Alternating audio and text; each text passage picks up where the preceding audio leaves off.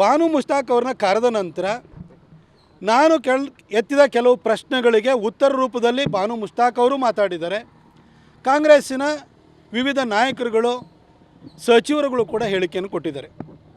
ನಾನು ಬಾನು ಮುಷ್ತಾಕ್ ಅವರಿಗೆ ನೇರವಾಗಿ ಕೇಳಲಿಕ್ಕೆ ಬಯಸ್ತೀನಿ, ಮೇಡಮ್, ನೀವು 2023ರ ಜನಸಾಹಿತ್ಯ ಸಮ್ಮೇಳನದಲ್ಲಿ ನೀವು ಏನಂತ ಮಾತಾಡಿದ್ದೀರಿ ಮೇಡಮ್? ಕನ್ನಡ ಭಾಷೆಯನ್ನು ನಾವು ಮುಸಲ್ಮಾನರು ಕಲೀಲಿಕ್ಕೆ ಏನು ತೊಡಕಾಗಿದೆ ಅಂತ ನೀವು ಹೇಳಿದಿರಿ.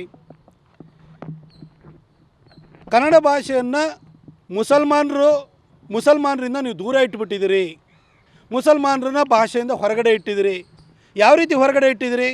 ಬಾನು ಮುಷ್ತಾಕ್ಗಳು ಮುಸಲ್ಮಾನಳಾಗಿ ಅದನ್ನು ಕಲೀಲಿಕ್ಕೆ ನನಗೇನು ತೊಡಕಾಗ್ತಾಯಿದೆ ಅನ್ನೋದನ್ನು ನೀವು ಹೇಳಿದ್ರಿ. ಬಾನು ಮುಷ್ತಾಕ್ ಅವರ ಮನೆಯವರು ಕನ್ನಡವನ್ನು ಕಲೀಲಿಕ್ಕೆ ಏನು ತೊಂದರೆ ಆಗ್ತಾಯಿದೆ, ಮುಸಲ್ಮಾನರು ಕನ್ನಡವನ್ನು ಕಲೀಲಿಕ್ಕೆ ಏನು ತೊಂದರೆ ಆಗ್ತಾಯಿದೆ ಅಂತ ನೀವೇನು ಉದಾಹರಣೆ ಕೊಟ್ರಿ.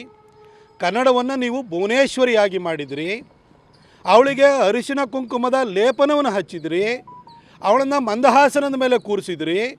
ಇನ್ನು ಕನ್ನಡ ಬಾವುಟ ಏನಿದೆಯಲ್ಲ ಅದು ಕೂಡ ಅರಿಶಿನ ಕುಂಕುಮದ ಪ್ರತೀಕವಾಗಿದೆ.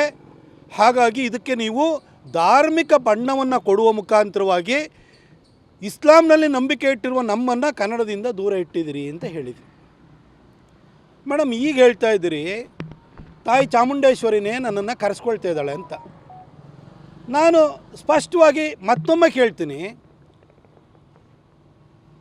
ಕನ್ನಡವನ್ನು ಭುವನೇಶ್ವರಿಯಾಗಿ ಒಪ್ಪದ ನೀವು ತಾಯಿ ಚಾಮುಂಡೇಶ್ವರಿಯನ್ನು ನಾಡದೇವತೆಯಾಗಿ ಒಪ್ಪಿ ಮಂಗಳಾರತಿ ತಗೊಳ್ತೀರಾ, ವಿಗ್ರಹ ರೂಪದಲ್ಲಿರುವ ಅವಳಿಗೆ ನೀವು ಪುಷ್ಪಾರ್ಚನೆಯನ್ನು ಮಾಡ್ತೀರಾ.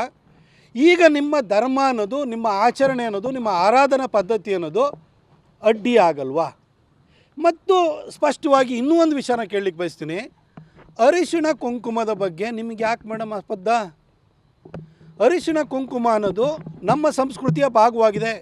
ಕರ್ನಾಟಕವನ್ನು ನಾವು ಕರ್ನಾಟಕ ಮತ್ತು ಕನ್ನಡ ಕಲ್ಚರನ್ನು ಯಾವ ರೀತಿ ನೋಡ್ತೀವಿ? ಕನ್ನಡ ಅನ್ನೋದು ಕೇವಲ ಒಂದು ಭಾಷೆ ಅಲ್ಲ.